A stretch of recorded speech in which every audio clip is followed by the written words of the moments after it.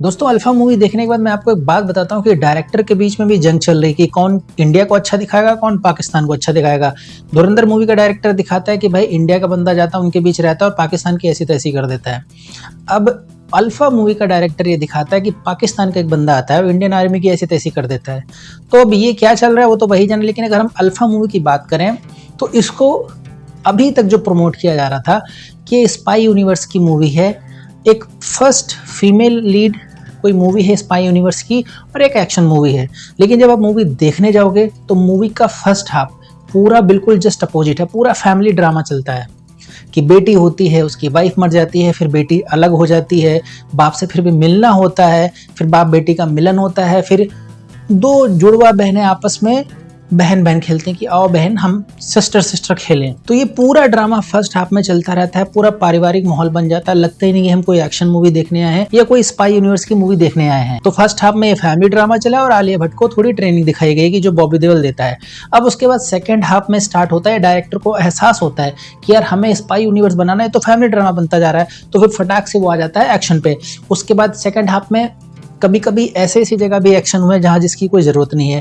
लेकिन second half में एक अच्छी बात क्या है, अनिल कपूर दोनों को, आलिया को और सरवरी को भेज देता है ऋतिक के पास, क्योंकि ऑब्वियसली कबीर से बेहतर कोई इंसान हो ही नहीं सकता अनिल कपूर के लिए जो उन दोनों को सेफ रख सके। तो बस ये पार्ट काफी कमाल का है जब ऋतिक की एंट्री होती है, क्योंकि हम सब ने ऑलरेडी ट्रेलर में देख लिया, क्योंकि ऋतिक सिर्फ लुक देता है और अभी तक जितनी मूवी आपने देखी होगी पूरी उस मूवी पे हावी पड़ता है। और मैं मानता हूँ ऋतिक रोशन के अलावा सिर्फ शाहरुख खान ही है जो सिर्फ अपने एक्सप्रेशन से ही लोगों को फिदा कर सकता है। और ऋतिक अभी तक क्यों गायब है मुझे समझ से बाहर है, लेकिन मूवी पे वापस अगर आए तो अल्फा मूवी में जब ऋतिक की एंट्री होती बहुत अच्छा लगता है। ऋतिक का एक एक सीन काफ़ी मज़ेदार लगता है। जब वो सीन पे आता है लगता है भाई यहाँ कोई है हीरो, ऑब्वियसली लगता है। लेकिन डायरेक्टर की एक हरामखोरी देखो यहाँ पे, जब ऋतिक का सीन आया तो आलिया और सरवरी जब एक्शन कर रहे हैं तो पहली बात तो चूजे लग रहे हैं ऋतिक के सामने। लेकिन फिर भी क्या होता है, ऋतिक आलिया और सरवरी को भेज देता है कि भाई तुम यहाँ से निकलो, मैं इनको निपटाता हूँ। तो जब ऋतिक का मेन लड़ाई का सीन आता है, सबको पता चलता है, जब आप वो सीन देखोगे ध्यान से तो आपको पता चलेगा कि वहाँ पे सीन जो है वो लंबा शूट हुआ है। वो सीन ऐसा नहीं कि जितना छोटा हमें दिखा दिया गया उतना छोटा नहीं, वो सीन की जो सराउंडिंग है अगर उसको देखोगे पता चलेगा सीन बहुत बड़ा शूट हुआ है। लेकिन डायरेक्टर ने जानबूझ के जब ऋतिक का जो सीन है वो काट दिया है। क्यों काट दिया है? क्योंकि ऑब्वियसली ऋतिक का जो सीन है वो क्लोजर मिला ही नहीं, वहाँ पे क्लोजर नहीं मिला, इसका मतलब शूट कुछ और हुआ था, दिखाया सिर्फ थोड़ा गया है।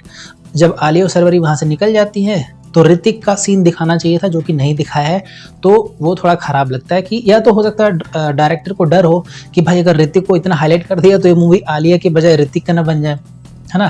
फिर उसके बाद क्या होता है, फिर आलिया, अनिल कपूर और बॉबी देओल मिलके कुछ भी कर रहे हैं, कहीं भी धमाका हो रहा है, बार बार मर रहे हैं, बार बार बच जा रहे हैं, हेलीकॉप्टर उड़ रहे हैं, उसके बाद में टैंकर आ रहे हैं। तो ये मूवी स्पाई यूनिवर्स लगती नहीं, लगता है कि बॉर्डर कोई पाकिस्तान और इंडिया की कोई जंग चल रही है।